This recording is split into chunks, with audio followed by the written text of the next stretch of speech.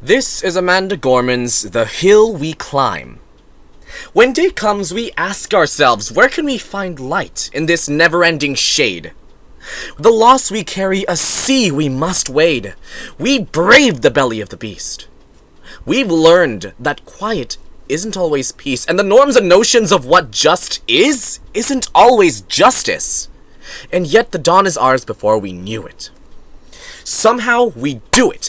Somehow we weathered and witnessed a nation that isn't broken, but simply unfinished. We, the successors of a country and a time where a skinny black girl, descended from slaves and raised from a single mother, can dream of becoming a president, only to find herself reciting for one. And yes, we are far from polished, far from pristine, but that does not mean we are striving to form a union that is perfect. We are striving to forge a union with purpose. To compose a country committed to all cultures, colors, characters, and conditions of man. And so we lift our gaze not to what stands between us, but what stands before us. And we close the divide because we know to put our future first, we must first put our differences aside. We lay down our arms so we can reach out our arms to one another.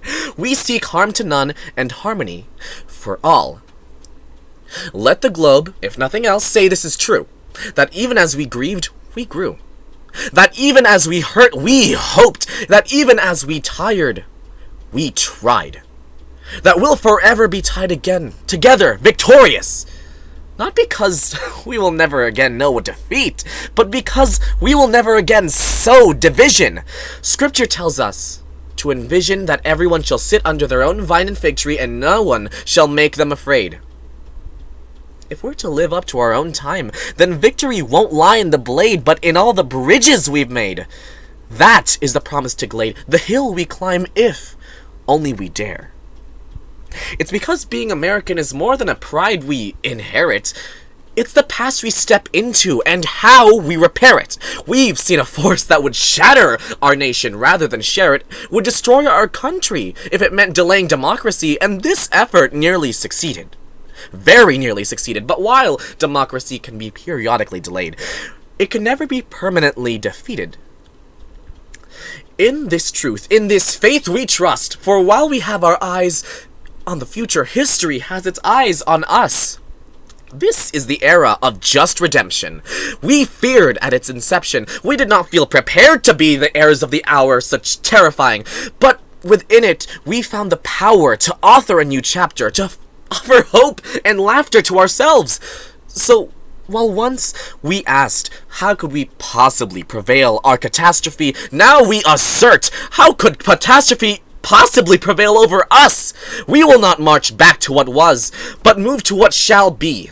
A country that is bruised but whole, benevolent but bold, fierce and free. We will not be turned around or interrupted by intimidation because we know our inaction and inertia will be the inheritance of the next generation. That will become the future. Our blunders become their burdens, but one thing is certain. If we merge mercy with might and might with right, then love becomes our legacy and we change our children's birthright. So, let us leave behind a country better than the one we were left. Every breath from my bronze-pounded chest, we will raise this wounded world into a wondrous one.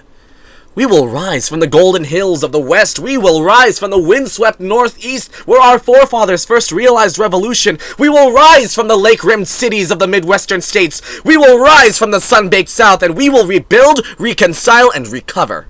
And every known nook of our nation, and every corner called our country, our people, diverse and beautiful, will emerge battered and beautiful. When day comes, we step out of the shade of flame and unafraid. The new dawn balloons as we free it. For there is always light, if we're only brave enough to see it, if only we're brave enough to be it.